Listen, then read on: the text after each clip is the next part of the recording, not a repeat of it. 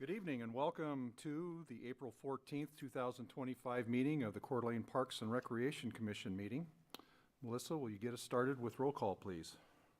Commissioner Cranston, Here. Commissioner McDowell, Here.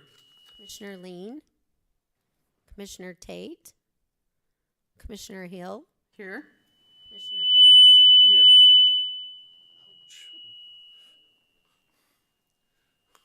Commissioner Bakes, Here. Commissioner Wood, Here. Commissioner Bailey. Here. Thank you, Melissa. Bridget, would you care to lead us in the Pledge of Allegiance? And I'll ask everybody to stand. Sure. I pledge allegiance To the flag of the United States of America and to the republic for which it stands, one nation, under God, indivisible, with liberty and justice for all.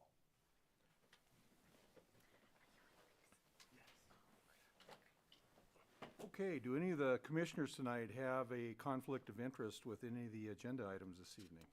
None here. Okay, no conflicts. Our first action item tonight then will be to approve the February 24th, 2025 meeting minutes. Has everybody had a chance to read them? And if so, I'll entertain a motion. Mr. Chair, go ahead. Go ahead. I move that they be accepted as printed. Second. Motion's been made by Commissioner Bakes and seconded by Commissioner Wood to approve the April 14th, 2025 meeting minutes. All in favor? Aye. Aye. Any opposed? Okay, minutes are approved. So that's moving right up to staff report. Bill, what do you have for us tonight? Well, first of all, I'd like to introduce Chris Breyer. Please stand up, Chris. She's our new admin. We hired, has it been a month now? Yeah. About a month. So we've got some extra help in the office for Melissa because we're awfully busy. Great. Welcome. So I guess I'll go first and you can. So a couple of updates here going on in the parks. We're working with Ruth Pratt, Mary Sanderson, and Alan Dodge, who has created a one-of-a-kind bench to honor the Reeds, Mary Lou and Scott. It'll be placed at sort of that end of the park near the Harbor House, and they're hopeful to get it installed the next 2 weeks, and then the weekend of the 26th, I think at 3 o'clock, Ruth told me they're going to have sort of an unveiling or dedication to them. There'll be some inscription on the bench, and it sets right just before you get to the 3rd Street entrance to Tubbs. Not in that grassy area, but before that. There's a nice stone outcropping and a nice pine tree that's there, and nearby there's a nice little apple tree as well. So Nice. we're getting that going with them. And our Fippany Park Swale project hit a bit of a snag. The contractor was having some difficulty in understanding the nuances of irrigation. And so Jeff Erickson and I made a decision that we're going to take the project away from them and do it ourselves, because we would have been chasing a leaky bucket all summer long, and with all the mistakes that we were seeing that were being uncovered, we just took it away from them and we're going to do it ourselves. We just completed the police station installation of irrigation. So when we're done with that and the contractor is off-site, we'll begin that work. And then once we're done with that, we're going to go back to PD. That contractor will then supply some topsoil. We'll do the fine grading and do the installation of the plants for all the landscaping that's at PD. Let's see, Veterans Memorial update. I'm going to be budgeting this year some money out of Parks Capital to install. We had in 17, starting June 17, all the way through, I think it would be April 3rd of 2018, we had met here a few times with the folks up in that neighborhood about what we were going to do there in our master plan. And we all made some modifications. We did agree upon a gravel parking lot, a porta potty structure, some trash cans, a gazebo, and some passive use.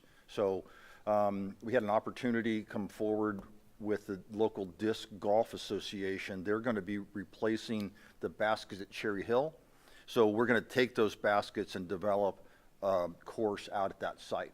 And so nothing's going to happen this year. I just need to budget for it. And so you just see that coming forward. And last week, we installed over 300 yards of playground chips in all of our playgrounds. So every year we fluff them up, refresh them, and then add more material. So the guys got that and gals got that done. Next week, we're going to start fertilizing. We put out about 600 pounds of fertilizer. And 6,000 pounds, I'm sorry. So we started something a few years ago, Jeff and I did, trying to find a formulation of fertilizer that we could use as a time release. Most time release fertilizers do not work for the entire season. We finally stumbled upon a Lesco product that actually works so good that with the first year we used it, we always used the cemetery as our guinea pig because we have a better controlled environment there. So when we try something new, whether it's a piece of equipment or spraying equipment, whatever it is, we use that as our model. It works so well that we applied it at the full rate. We were mowing grass up until December. So we're cutting back the rate on that. But we're going to give it a quarter shot for the Memorial Day, and then after Memorial Day's done, we'll do another quarter shot, so it'll be getting a half shot. But we think we've stumbled upon the magic pill here for us, because normally we would have to go out 2 and 3 times a year to fertilize because it only lasts for a few weeks. And this product's been working really well for us. And then it's that time, unfortunately. Vandalism is on a high already. This was the first weekend that we had all the restrooms opened up. The bluegrass was damaged so badly that it's locked up again. It has happened over and over, and I was talking to staff about that today, and that we used to bring in a porta potty. It never leaves now, because at bluegrass, for example, it seems like every weekend it's getting tagged or something's going on there. They also, at Memorial by the skate park, vandalized that restroom, as well as there's a gazebo that's attached to that, and it's got a really nice tongue and groove ceiling or roof in it. They must have thrown rocks or skateboards or something at it, but they've broke all of the tongue, not all, but they've busted up a bunch of boards in that tongue and groove. Let's see, we got sign vandalism at Landings, Bluegrass, Memorial. Oh, and then at Memorial Field, we just discovered just a couple hours ago that in the dugout, the bench was destroyed, and there's a drain system in there that they busted up all the drain covers. So we're going to get those all fixed up. And let's see, that's about it. Oh, North Pines Playground also was damaged. And then that being said, we have seasonal positions. We're hired a few already, and we still have one full-time that I've yet to fill yet. The pool of candidates wasn't stellar, so we would put a pause on that, and I'm going to try and re-advertise that here, I think, by June. So, and on that note, that's the park stuff, and I'll let Adam talk about the rec stuff. Bill, question? Yes. I didn't catch the date for the bench for the Reeds. 26th of April. 26th. Yeah. Thank you.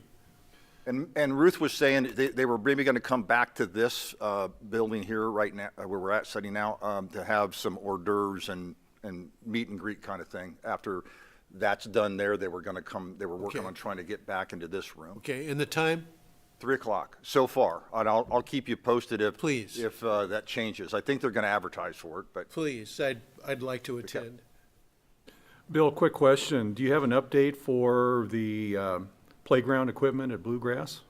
yeah, we had a bit of a snag. So a part was missing. It was on order for a while. We were getting ready to open it up, and when we got into it, one of the footings for the base of the slide wasn't large enough. It was rocking, so we had to keep the fence up, dig it up, re-pour it. So it should be open the latter part of this week once that footing cures.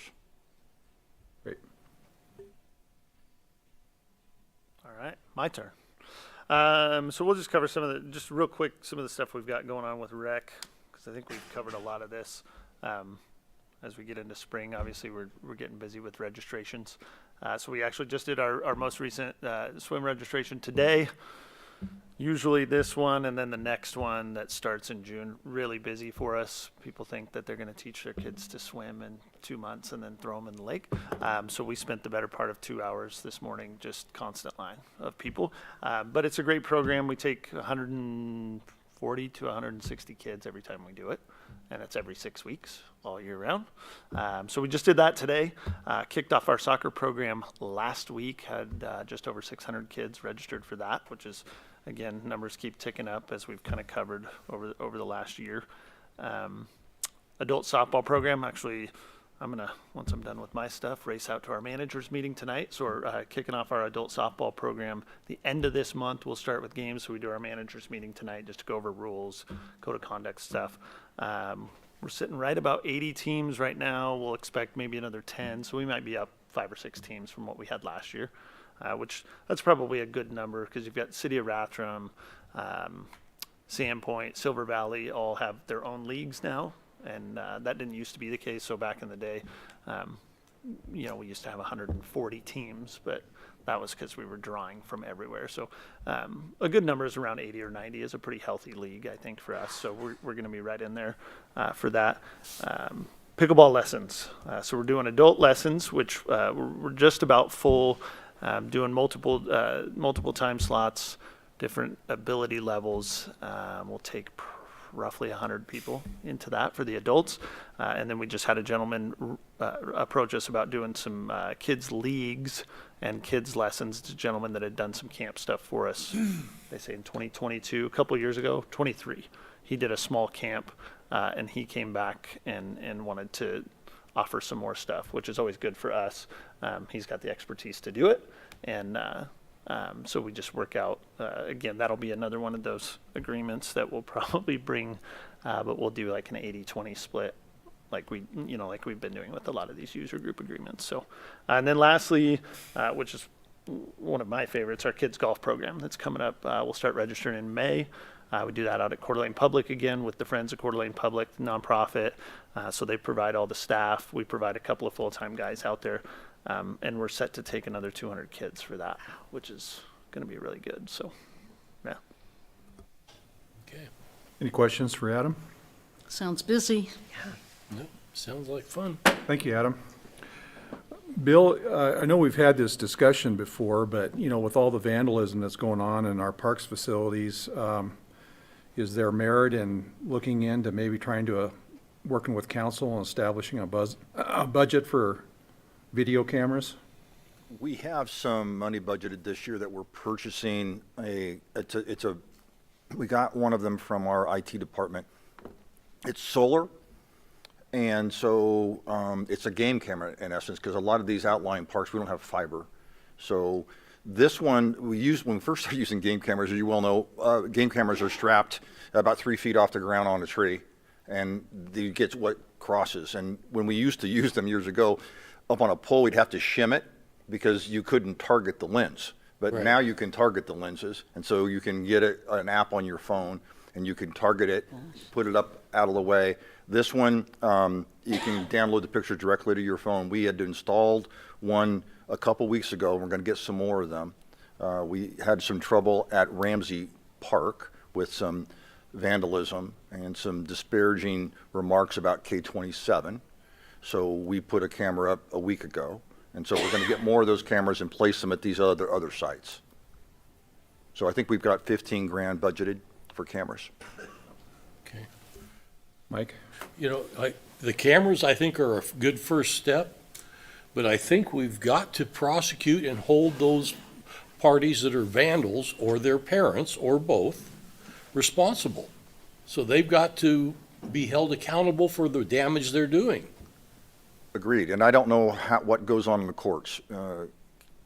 I don't understand. So we put together costs, and we got a restitution check today for $23, and I was talking to Melissa about it. What's the $23 for? I mean, I'd have to go back to see what the case number was, but I don't know if they're actually giving some of these families a break because it may be a hardship for them. I don't know whether or not the child is working some of this off in a labor program of some sort. But what used to happen was my staff was negligent in not having the entire costs. And that means from the time you leave your workspace to go get all the material and get back to what you were doing before is accumulative time. They were just doing it on just painting over the wall. They weren't doing it for the fact they had to go get other stuff. And so the cost to us was greater than what was being demonstrated. And when we get a $23 restitution check, I don't know how much of the Yeah. ouch that you're talking about is being applied. But I agree with you 100%, you know, and I've actually done some of that where the mitigation stuff where you go in and you talk to the kids about what they've done. It falls on deaf ears. I mean, the last time I did one of those, I said I'd never do it again because we caught a kid doing some stuff. We assigned him to one of the worst days to work, which is the 4th of July. And the kid shows up with no wonder the kid was behaving the way he was behaving because his dad was that way. So I didn't see any hope for this child because as soon as we turned our back on the kid, he disappeared. And it was like there's no teeth in it. So I don't know what the answers are. Well, in my mind, Bill, if they don't show up to work off the damage that they did to compensate for it, then their parents need to be held financially responsible to pay those costs. Agreed. And we need to be able to pursue it as far as council seeking those damages from the parties that created the problem. Yeah, if you don't mind, Mr. Yeah. Chair. There's just so many layers that goes into it. The police will do their investigation. They will charge the suspect with the crime. But then it's probably, if it's a juvenile, it's probably going to go to the county and they'll be offered diversion. They're likely first-time offenders. First time they've been caught, I should say.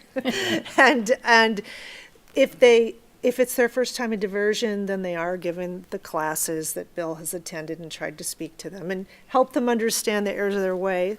They also may be assigned to do some sort of community service and if they don't complete, usually they're also, if they're out vandalizing, they're also truants. And Yeah. so they're ordered to go to school. If they violate those conditions, then it could come back where they're prosecuted for those crimes. Can't even imagine why you get a $23 check.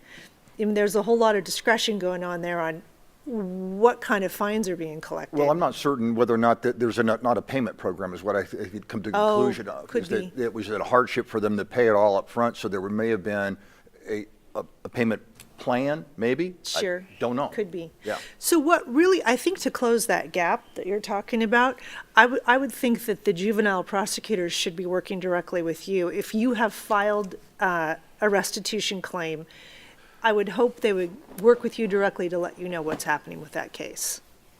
Yeah, it's difficult because, for example, we sometimes get a restitution number or case number that sometimes these things are years old. Yeah. And I'm not keeping track of, you know, the kid who broke the toilet at Bluegrass 3 or 4 years ago and Yeah. whether that ever came and we got payment for it.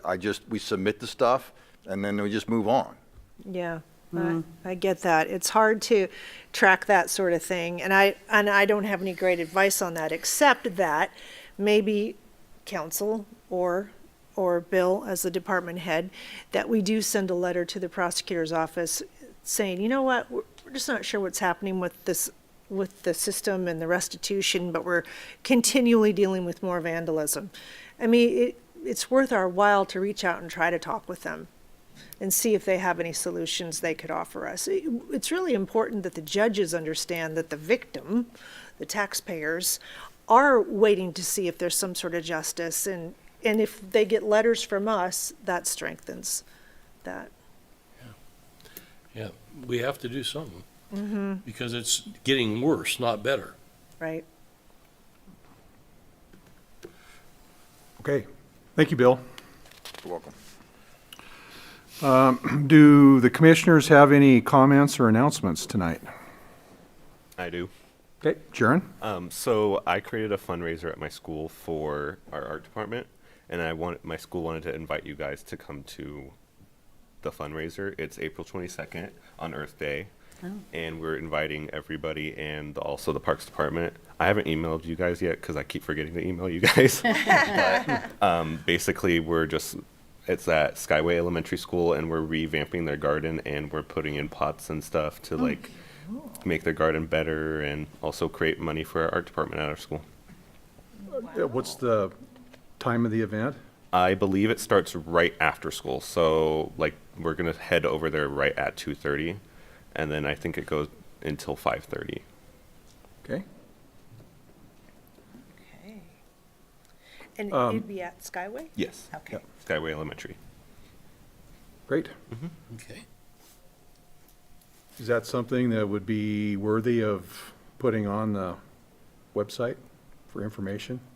The city Well, as website? far as Parks and Rec? Oh, I think so. It's Earth Day. It's all Yeah. good stuff. Yeah. But I don't know who controls that. Adam, do you control that? Who controls that? We can do it on our side of the website with the rec stuff. I mean, the benefit of that is we can blast it out to however many thousands of people that are on our email list that's online. So I mean, it might be beneficial to do both. I don't know who's handling if that's more Mel to do that. So we could probably do it on both. But depending, yeah, Jaron. I mean, depending on how many people you wanted to show up. We want to have as many people show up as Okay. Yeah. possible. I mean, so we can definitely do that. Okay. We can put it on the front page. So like, if you could get us some kind of a flyer, just a little advertisement. I'll we can email put you it on guys the front that tomorrow. page and then blast it out to our communication list for sure. Okay. Great. Cool. Okay. All right. We're moving on to public comments. Is there anyone here tonight that wish to address the commission that's not already part of one of the agenda items? Okay. Please come forward to the podium and just state your name and address for the record, and you have up to 3 minutes. Brian Stevens, my address is 417 Military Drive, Coeur d'Alene. I just had a couple of questions about parks that I just was kind of wondering what was going on.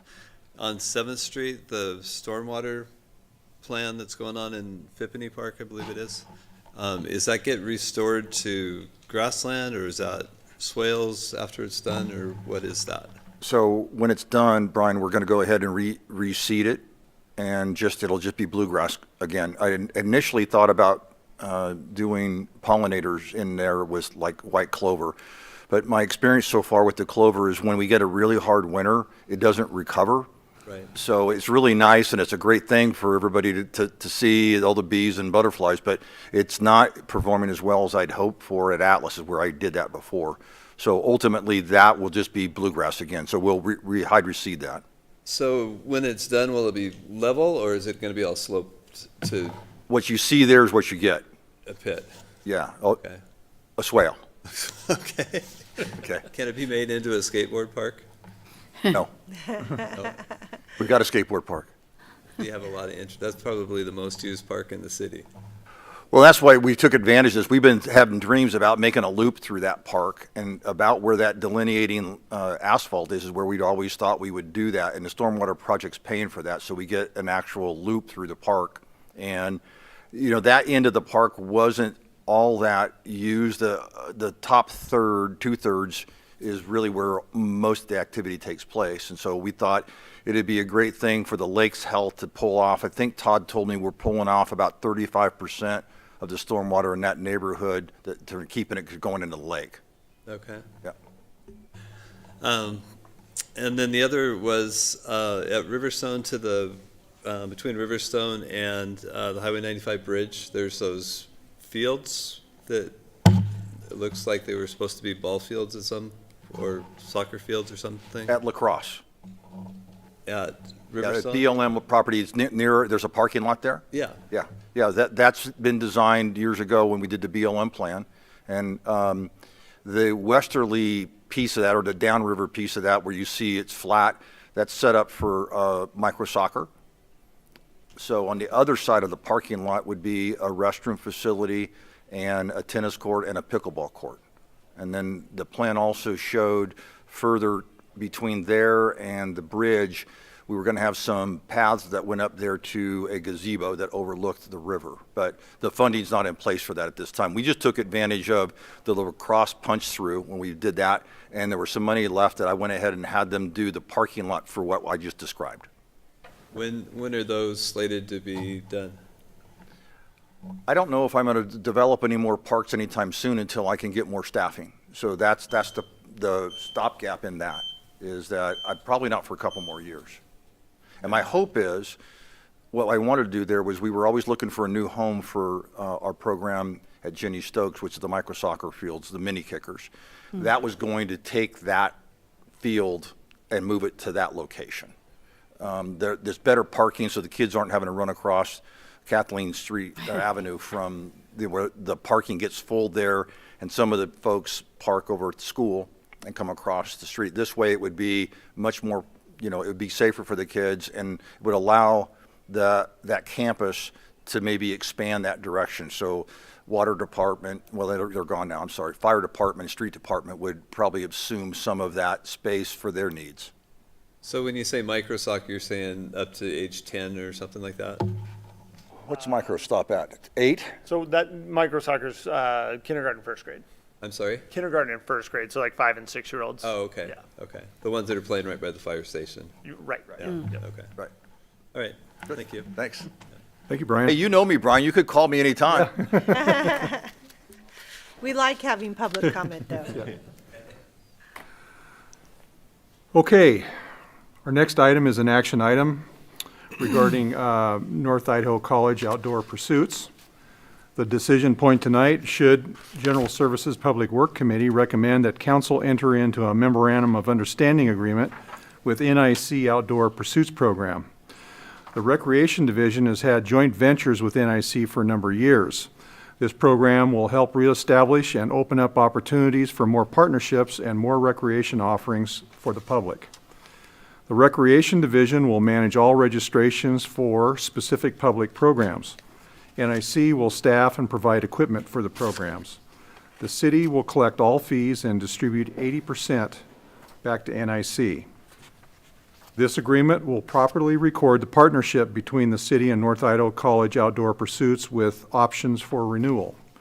Again, decision or recommendation tonight, should the General Services Public Works Committee recommend council approve a memorandum of understanding with North Idaho College Outdoor Pursuits.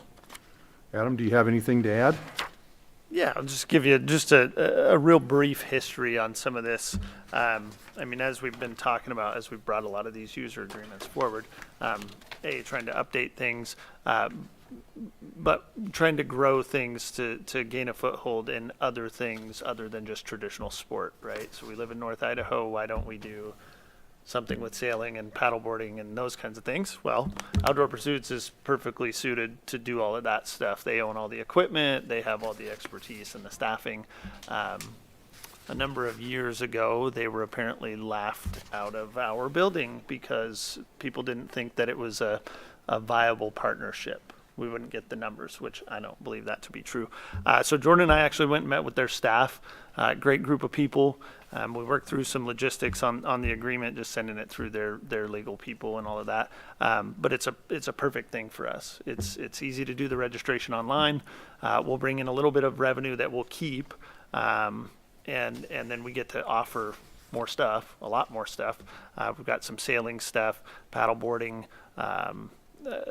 small sailing stuff on their little, I don't know if they call them little catamarans or whatever, but like 3-person boats, and then they'll do a 6-person boat. So a bunch of different options. And then it helps support their program too, right? So they're going to get that 80% back, which helps them cover their staffing costs and whatnot. But I think it's going to be a really, really, really good partnership. So. Great. Any questions? Just Christie? a comment. I'm so glad you pursued it. I think it's really, really important for taxing entities to share resources and work together whenever they can, because it only benefits the public when we do. So good on you, and they're a first-class program. So I'm excited about this. With that, Mr. Chair, I'd make a motion if I'm Okay. not disturbing anyone's comment. But I would move to, can you find it? Can't find it. make a motion to recommend council enter into a memorandum of understanding agreement with NIC Outdoor Pursuits Program. Is there a second? Second. Okay. Motion's been made by Commissioner Wood and seconded by Commissioner McDowell to recommend that council approve a memorandum of understanding with North Iowa College Outdoor Pursuits. Any further discussion? All in favor? Aye. Any opposed? Okay, that recommendation moves forward unanimously. General Services Public Works Committee meeting would be meeting next week. Okay. Okay. Next action item then is in regards to Coeur d'Alene Umpires Association. The decision point tonight, should General Services Public Works Committee recommend that council renew the use agreement with Coeur d'Alene Umpires Association, Inc., or CUA, for the term February 7th, 2025 through November 30th, 2027. CUA has been a long-term established partner with the city, providing professional umpire services for spring and fall adult softball leagues. The city will pay CUA $700 annually for administrative fees and game fees as outlined in the agreement. The parties agree that CUA is an independent contractor of the city, and neither CUA nor officials provided by CUA are employees of the city. Neither CUA nor officials provided by CUA are eligible for and shall not participate in workers' compensation, employee pension, health, or any benefit of employment from the city. The city shall have no control over the performance of officiating duties of CUA or officials provided by CUA, except to specify the time and place of performance. Again, the decision or recommendation tonight, should the General Service Public Works Committee recommend that council approve an agreement with Coeur d'Alene Little League Association. Adam, anything else on that one? Well, that should have been the employee, or the umpires association at the bottom. I didn't catch that, so Okay. misprint there. Oh, But, yeah. CUA. Yeah, not much to say about this one. I mean, we obviously have to have umpires to service our adult softball program. So, we usually do these on 2-year agreements. They get a small incremental jump each year, just like most wages are going. They prefer to keep it short. I kind of pushed for that 5-year agreement, kind of like we're trying to do with all of the other user agreements. They like to keep it a little bit shorter. Just they feel like it gives them a little more negotiating power, even though I don't think it necessarily does. But yeah, it's pretty basic, the same as what we've been approving for the last however long. So. Okay. Any questions or discussion? Pretty straightforward. I'll entertain a motion then. I would make a motion that the Park and Recreation Commission recommend to I believe this is the General Services Committee, should recommend that the council approve an agreement with the Coeur d'Alene Umpires Association. Is there a second? Second. Motion's been made by Commissioner McDowell and seconded by Commissioner Hill to recommend that council approve an agreement with the Coeur d'Alene Umpires Association. Any further discussion? All in favor? Aye. Any opposed? Okay.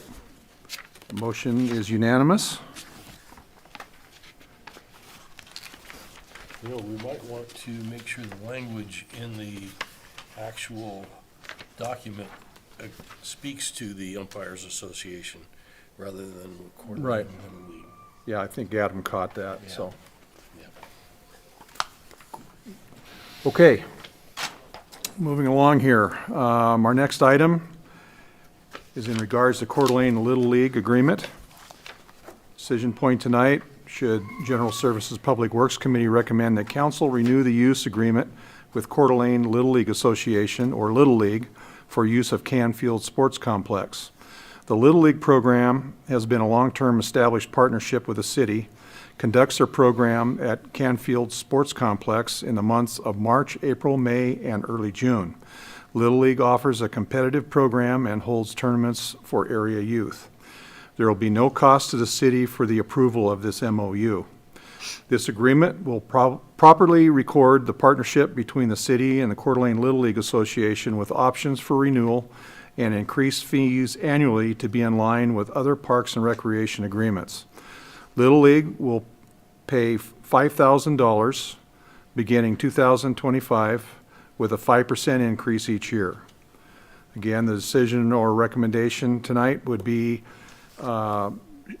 should General Service Public Works Committee recommend that council approve an agreement with Coeur d'Alene Little League Association. All right. Yep. So this follows very closely to those others that we brought, like with pickleball, junior tackle, the 5-year term, 5% increase each year. Just for some history, this agreement, I believe, expired in, what did we say, 2006? We haven't had an actual agreement with them in quite a while. So again, trying to bring all of that stuff back up to snuff and on board with all of our other things.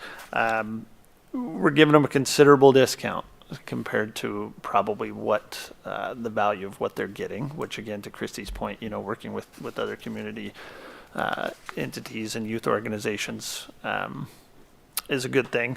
They do a lot on the Canfield Sports Complex for us on the infields. They do a lot of work over at Sunset Park and at Bryan Field, and then they also use Persons Field. So they're spread out kind of all over the place. So we've got in that agreement, listed that we can take in-kind donations and services. So there's the potential that we'll give them some credit for any materials that they might put down on the field conditioner, any of that kind of stuff, and we can give them more of a discount for those things or for some extra work that they do, because they typically do a couple of field days during the year, for some beautification stuff. So. Okay. So that original agreement that they had with us was only for Canfield. Adam's done a good job at allowing them, their program is expanded, so they're using Persons and Bryan, right? And Sunset. So previously, when we first had that crafted, that original MOU with them, their program wasn't that big, but it's grown, which is good for them. But we're accommodating their needs. So this is, like he said, it's a discount, but it's even more of a discount given the fact that they're using a lot more field space. Okay.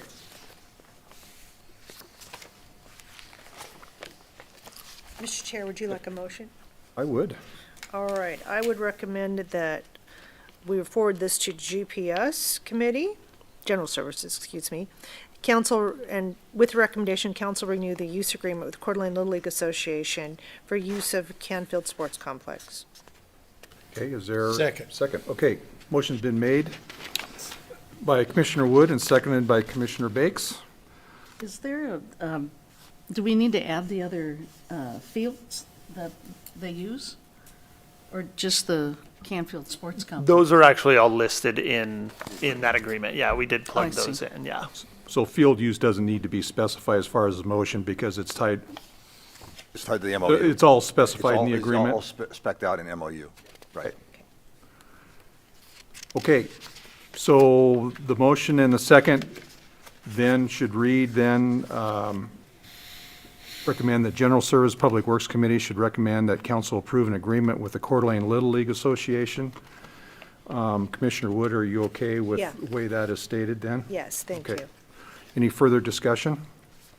All in favor? Aye. Any opposed?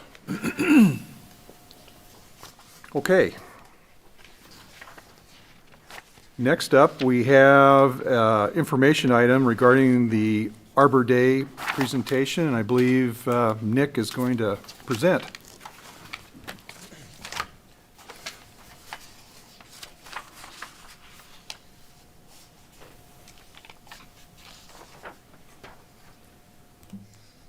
Okay. Excuse me, can you hear me, everybody? Yep. Hello, commission members, it's a pleasure to be here before you again today to talk about Arbor Day. Once again, it's that time of year. We're going to be having our Arbor Day proclamation at City Council tomorrow night, so come to give you guys a little window into what we've got going on this year. This picture's from last year's Arbor Day. We worked with students from Ramsey Magnet School Science Program to plant a relocated tree from a neighborhood. Call that bristlecone pine tree, bristlecone Bonnie Warwick donated to that from her front yard, and we went and spaded it out and planted it in Atlas Park, and it's doing well. So this year, before we talk about Arbor Day, quickly talk about Tree City USA. Once again, we are a Tree City USA. We are awarded that for the 41st time. And we also received a growth award. I believe this is our 21st growth award overall. Last year, we planted 324 public trees. We removed 82 public trees. And tree maintenance, specifically that refers to pruning, of 793 public trees were pruned. When you have 30,000, that's a pretty small chunk, but we're working our way through it. This year, at our Arbor Day program, we will be giving away seedlings. Seedlings this year are riverboat birch, Austrian pine, European mountain ash, and flowering crabapple. This year's celebration for the city is going to be on Friday, April 25th at 10 o'clock a.m. to 2 o'clock p.m. Tree planting at the Rod-Entinger Field, Persons Field. We are replacing the trees that you may have seen have been removed, and that planting strip is now gravelled. We are replacing those trees with 10 trees, spring snow crabapple and a dwarf beech tree. We're going to have a nice white flower with purple leaves kind of next to each other. Nice opportunity to have a power line rated area and get those trees back behind that fence line and away from those power lines a little bit. The tree planting is going to be from 10 a.m. to noon. We're going to have donuts and coffee and pastry. The kids won't get any coffee, but I'm going to drink a bunch of it. And that's all donated by Sun Valley Tree Service. And of course, we'll be handing out tree info. And you can see some kids that are having fun on that slide as well. And then the actual celebration will be taking place that same time frame, and that'll go till 2 o'clock p.m. We will have more tree info, more freed seedlings, and we're going to have a raffle for a larger tree as well for anyone who attends. We usually do that raffle at about 1 o'clock, so if anyone wants to come down, put their name on the ticket, we'll even have it delivered to you if you're here in Coeur d'Alene. So. We also are working once again with North Idaho College. They like to hold their Arbor Day celebration, which is a requirement for them as a Tree Campus USA. They're one of the few Tree Campus USA certified campuses in Idaho. We worked with them years ago to help them get that figured out, and that's a great recognition for them. They like to do that on Saturday, and we like to help them. We don't like to compete with our partners at North Idaho College. We want to help them, and they help us. They will have a drive-through tree giveaway at Molstead Library. If you don't know where that is, go to the campus, look for the signs. They'll have them up to guide you there. It's a seedling giveaway. They're going to have nursery and vendor booths. So if you want to ask some questions, look to get some tree work done, try to have a nursery show you what you might want to plant in your yard, be a good opportunity to do so. And they're going to have a few more demonstrations and just some tree fun down there for anyone who wants to attend. The seedling program, where these seedlings come from, is done by the Arbor Day Association of North Idaho. They have given out seedlings to all fourth grade students in the North Idaho area. Over 2,500 seedlings will go out in 2025, and they have given out more than 88,000 seedlings in 75 different species since 1985. So big thank you to them. And I'm not going to read off their donors, but you can see them all listed here. He's going to make a big show of that tomorrow. John Schwant, if you know him, he's been doing that for longer than I've been alive, so big shout out to John Schwant as well. So we hope that you or anyone who's watching this will join us for Arbor Day this year, or join us at North Idaho College's Arbor Day, and we'll give you a seedling, and you can help us plant a tree and maybe learn a little something. And that's what I've got for you today on that. I did want to give you a brief update on the Tubbs fuel mitigation project before I go on to any questions that you might have. You may have seen some flagging and tree marking up on Tubbs Hill if you've been walking around. Yeah, it is part of what we're doing to plan this grant work out. The prescription and the project map are complete, and that project is right in the final stages of going out to bid. This is a county-managed project where we are working as the property owner. Therefore, since it's actually funds that are managed by the county, not the city, it has to go to the county commission for approval before it goes out to bid. We're going to have a public meeting in this room, the library community room, on April 22nd, and that starts at 6 o'clock. So anyone watching would like to attend, please do so. We are targeting the downtown area, about 570 homes within close proximity to Tubbs Hill for direct mailers to invite them to attend that meeting. And you should have seen a press release and on our Facebook page as well. That total contracted amount, so what we'll actually pay for boots on the ground, is $240,000 in direct contracted work. The tentative bid date is May 6th, and we are planning to start work early summer, depends on what the weather does. We lost about a month with some funding freeze that we had. Sometimes, depending on timing, that month can delay a project a year. We're hoping that doesn't happen. We're hoping to get started soon. Either way, unless it gets extended because of that delay, the work is scheduled to be complete by winter of 2026. Just wanted to share this brief map with you. I'll have more detailed pictures and work examples at the May 22nd meeting. So anybody that wants to attend that or watch it stream on our website, our YouTube page, please do so. But you can see in this map outline of the 58.5 acres that we're putting out to bid. Some of this, if you can read the small print on this map, shows where we're going to have chipping specifically. So that means those areas we will not be burning. The contractors will have to bring a chipper and chip that material back into the natural area. It shows you the overall project area where that will be a pile burning project. So we'll make sure to have good public info as we get to that phase. But like I said, if you have any questions after this, I'm happy to stand to answer them, and we're excited to get this project going. It's been a long time coming. Thank you, Christie? Mr. Chair. Nick, real quick, what time did you say that is on the 22nd? 22nd, that's at 6 o'clock p.m. 6 p.m.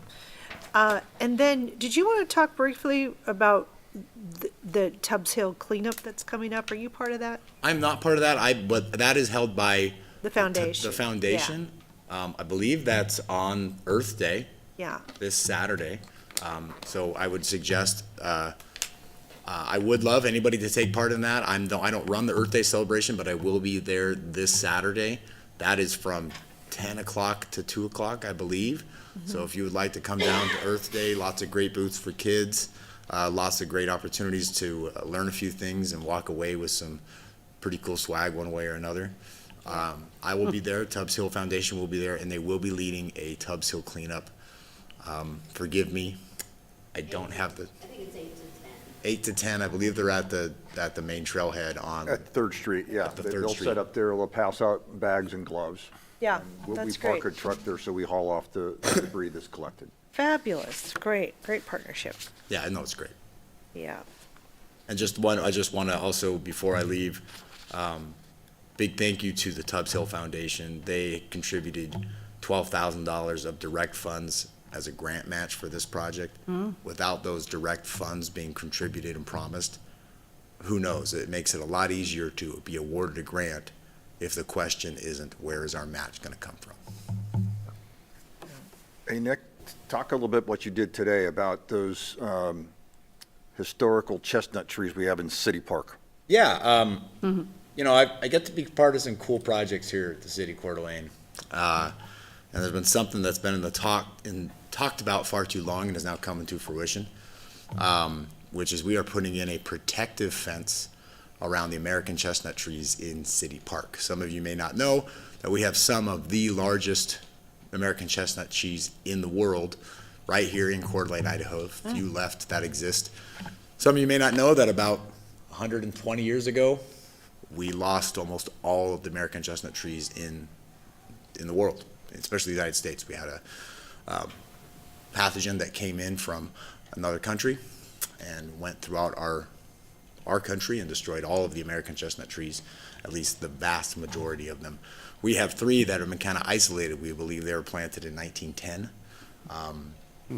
And they have been registered as, one of them is the largest in Idaho.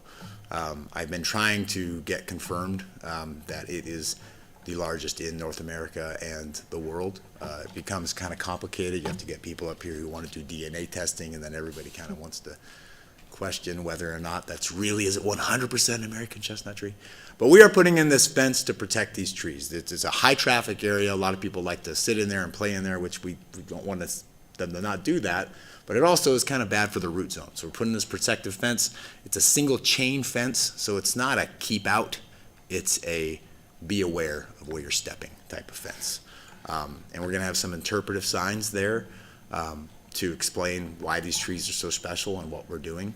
And then just talks a little bit about our urban forestry program here in the city of Coeur d'Alene. And I think it's going to be, when it's all said and done, we're going to try to eliminate the turf. We're going to eliminate the turf from there and try to aerify that soil a little bit, bring in a mulch layer, and try to keep those trees healthy for as long as we possibly can. That's awesome. So if you see that at the park, please know, read the signs, maybe you'll understand what we're trying to do, and we ask you to just be mindful about those trees. Thank you guys very much. Thank you, Nick. Appreciate it.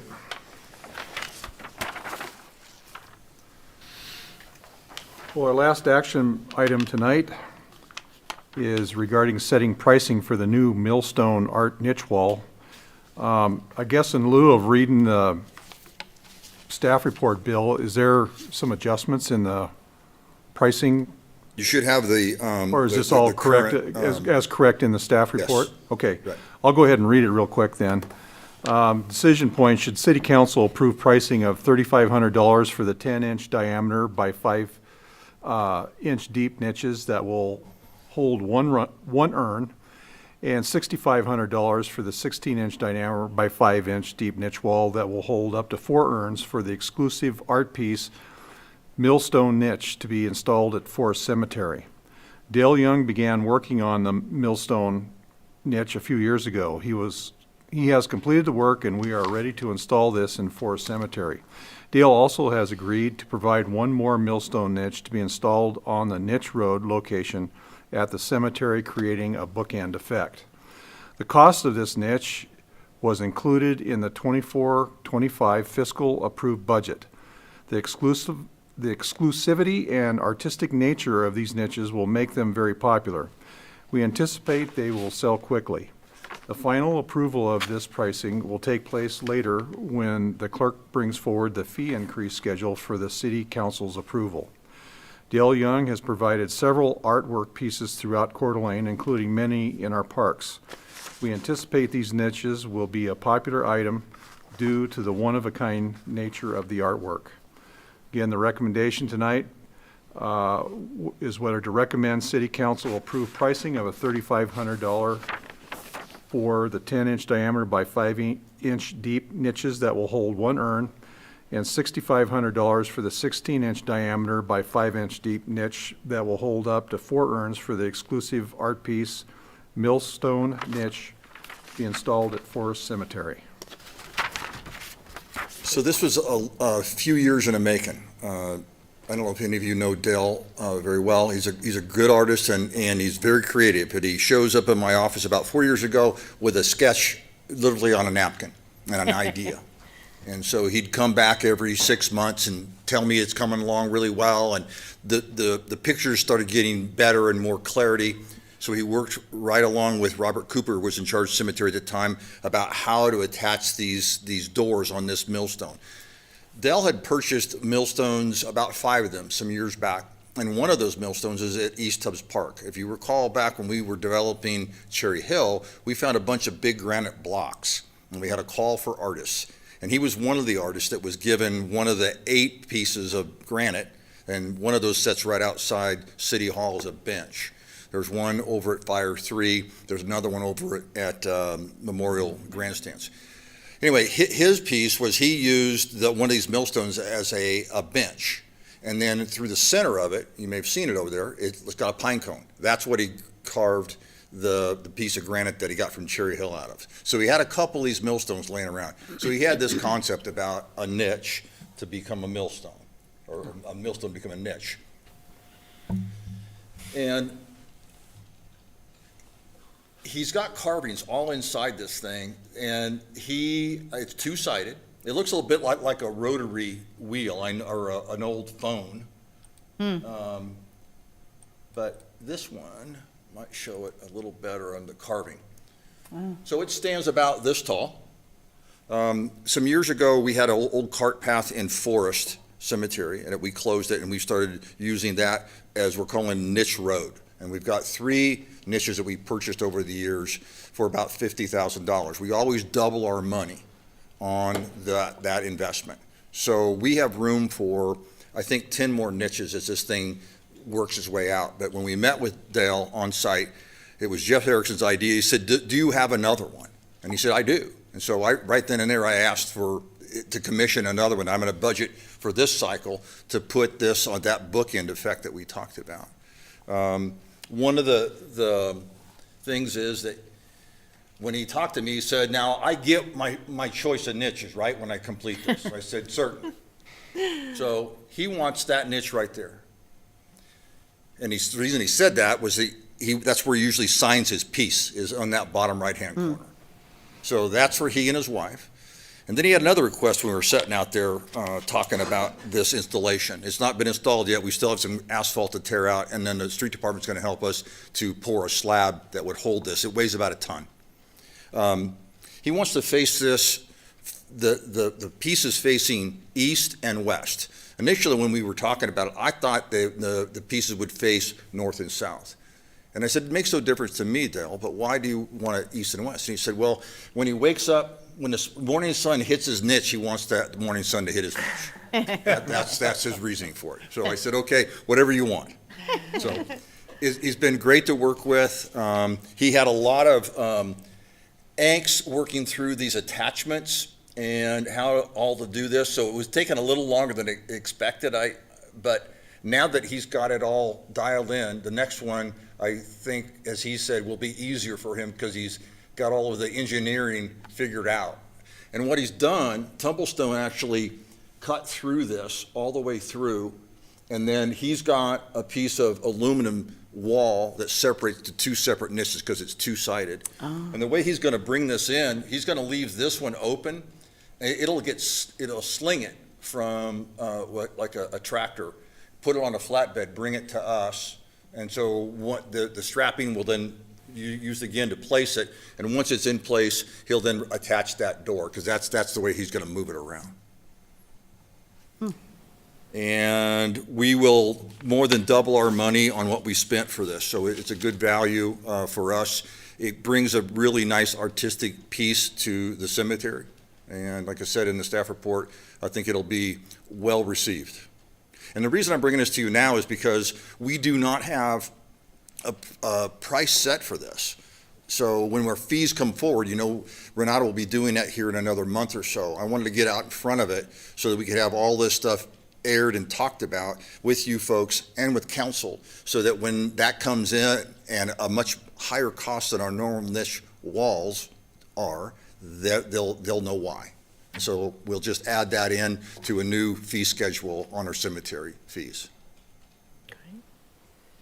Just a quick question, Sure. Mr. Chair. Bill, will one of those hold a whole family, or? The center would, Oh, yeah, interesting. so, Okay.